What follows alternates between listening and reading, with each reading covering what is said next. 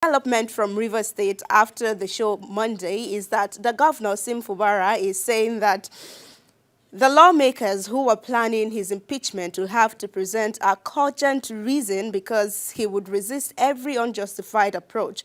But it looks like that will even be far from happening now, since he was his right-hand man, Edison, is now in charge of the State House of Assembly. Edison was the leader of the House that was suspended indefinitely in the early hours of yesterday.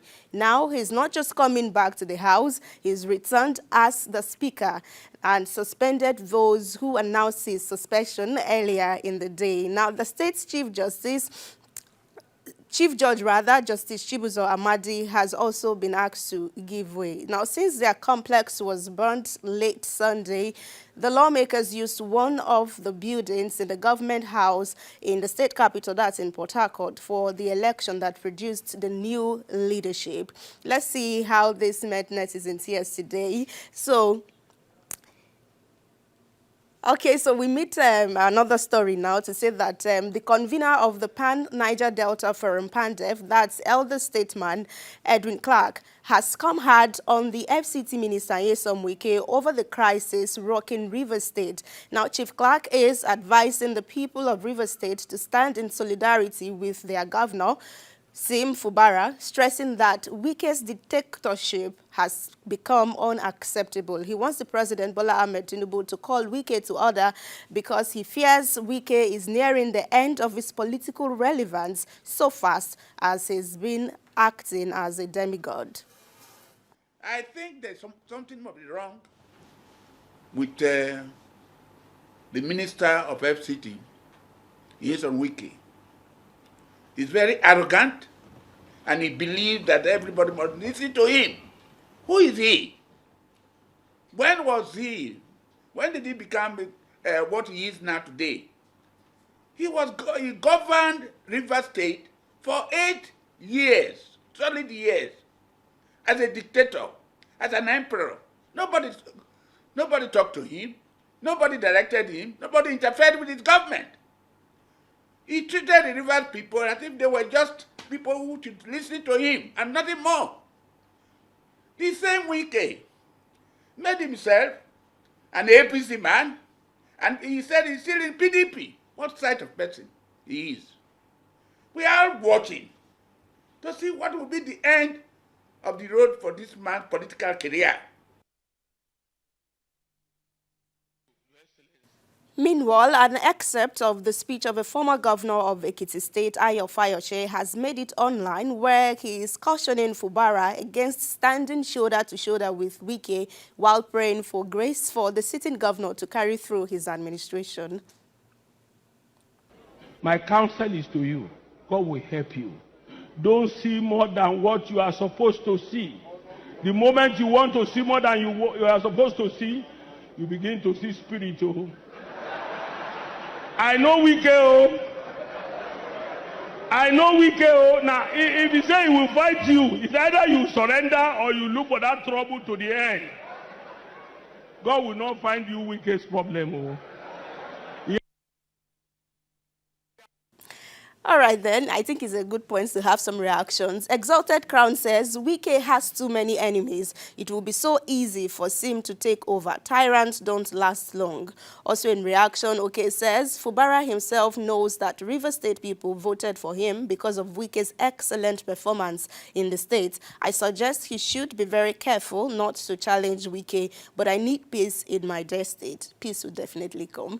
Honorable Riwan says, there Governor Sim Fubara, and then he tagged his handle on X, and he says, I would like to bring your attention to the public outcry that Mr. Nyesom Wike's house, his family house, are not situated within the ambit of the master plan of River State. And we, the citizens of River State, are urging Your Excellency to please bring down those buildings that are not in the plan of the state, sir. May God continue to guide you and be part of your journey to lead River State to the promised land. For this user, Ibuchi, it says Chief Edwin Clark is an Ijaw leader, so it will be easy for him to support Fubara. Rivers people that's Rivers Port Harcourt guys, will understand the internal politics. All right, for F.A. Peter, he says PDP governor and APC minister, how he won't take work now. Well, Tinubu says it's a government of national unity, so he can be anywhere and be doing anything. Besides, ministers are not for parties, they are for the overall good of the nation. Now, Atiku Abubakar of the People's Democratic Party has personally reacted to the judgment of the Supreme Court on the 2023 presidential election, and he wants you to know that he's not going anywhere. I don't know if that is in any way suggesting that you should expect him as a presidential candidate again and again and maybe again until he gets successful at being Nigeria's president, because he says until he breathes his last, he will continue to struggle with other Nigerians to deepen democracy and work for the return of political and economic restructuring that the country needs. Of course, he took a swipe at the Apex Court and INEC, accusing them of single-handedly sponsoring of endorsing identity theft, impersonation, forgery of certificates, and even person of identity, and then of sponsoring perjury as well. Sorry. We must make electronic voting and collation of results mandatory. We don't want to see any human being handling our results, whether at the polling units, at the ward, at the local government, we should all be able to stay in our homes and look at the television as the television is putting our results. As for me and my party, this phase of work is done. However, I'm not going to go away. If you think I'm going to go away, forget about it. That struggle should now be led by the younger generation of Nigerians who have even more at stake than my own generation.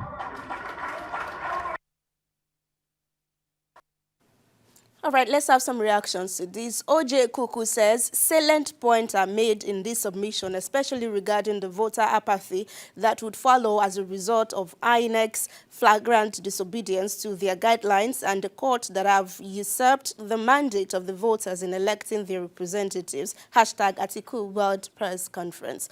Also in reaction is Truth and Vibes, who says lessons have been learned.